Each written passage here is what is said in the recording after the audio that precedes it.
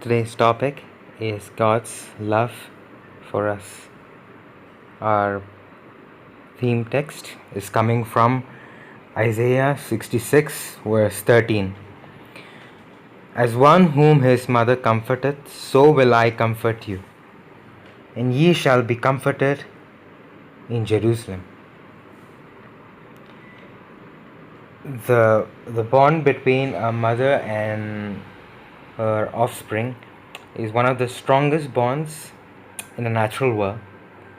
In fact, the mother's character is impressed not only physically through physical means but also by example. A child will grow up to be very similar in temperament, in character of the mother, and there is an extremely strong bond of of uh, of love and affection and of connection between a mother and the offspring. And what is true of the natural world is also true of the spiritual world. God wants to take this particular social relationship, the most tenderest of human relationship, and He applies it to Himself, and He calls Himself as a mother of God's people. And He says in Isaiah chapter 66, verse 13, it says, "As one whom his mother comforteth, so will I comfort you, and ye shall be comforted in Jerusalem." When we are at our weakest, when we are at our most sorrowful, God says, "I want to comfort you as a mother comforts her young." In Isaiah chapter 49, verse 15, God is asking a question. Can a woman forget her nursing child, that she should not have compassion on the son of her womb? Yes, these may forget, yet I will not forget you. Behold, I have engraved you on the palms of my hands. Your walls are continually before me. God asks a question, can a woman forget her nursing child? It's almost an impossibility.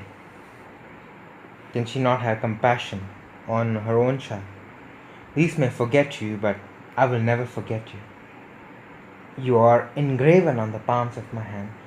This is in a slight, in a little way, it is a prophetic words, because when Jesus was being led to be crucified, he was taken on that the road to Golgotha. The women that were around him, they started weeping, not because they knew him, who he was, not because they were followers of him. They, out of the natural sympathy, they started crying and weeping for them. But Jesus forgot his own suffering, forgot the crowd, and he looked to them, and he, in compassion, he told them, "Don't weep for me, but weep for yourself and for your children." Because in rejecting Jesus, the Jewish nation sealed the fate. Whenever people withdraw away from God's love, God's protection, they bring upon the malice, the hatred of Satan.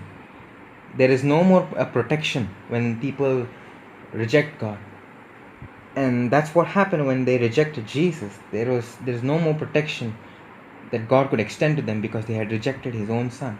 In rejecting Him, they had rejected His love and His protection.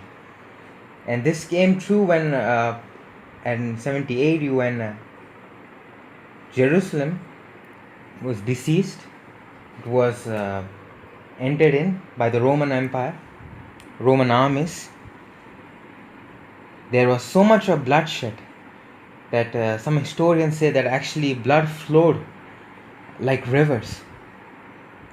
The temple, which was the most valuable thing of the Jewish economy. Even though the Roman armies were trying to stop it, yet they could not uh, protect it. It was burnt up. And while before all of this could happen, they put a siege around the city of Jerusalem, and there was so much of hunger. They had a lot of storage of grain, but because there was rivalry between two groups, all the grain was destroyed, and there was nothing left when the siege was happened. And the hunger was so much that people started eating the leather from their shields, from their shoes. And it came to one point that the women actually ended up eating their own children because hunger was so much. So God is asking this question: can a woman forget her nursing child? Even she, in her desperation, in utter desperation, may forget, but God will never forget. He says, "Behold, I have engraven you on the palms of my hands." And God has literally done that when Jesus died on the cross, and in his love for us, almost like a motherly love. He died for us so that we can be saved. And has forever engraved him, our futures, our fates on his palms. And God can never forget his children. There are many examples of good mothers in the Bible, and also bad mothers. And all of the good mothers, they have influenced their child, and their influence has either made their child to be the greatest or to be the worst. And you find that in the case of Moses, you find that in the case of Samson, you find that in the case of several of these leaders. You find that in the case of Samuel. You find also, especially in the case of Jesus, the early influence. In fact, it is said that the child will always have the impression of the mother, the character impression, most likely to have the character impression of the mother.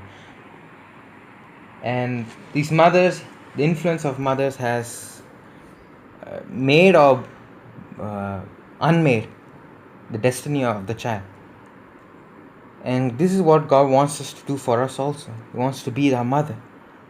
And he says in Jeremiah chapter 23 verse 11, "I know the plans I have for you, plans to prosper you, not to harm you, to give you hope and a future." And with that future in mind, with that design in mind, God wants us to be our mother, to take care of us, to comfort us in our needs, to comfort us when we need comfort the most, and to lead us in that path and influence our characters for eternity. And all we can do is open our hearts to his love and receive his love today.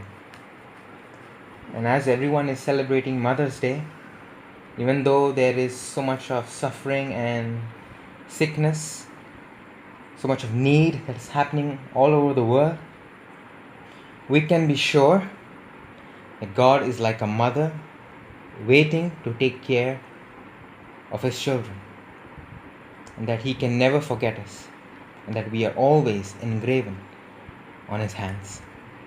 God bless us. Amen.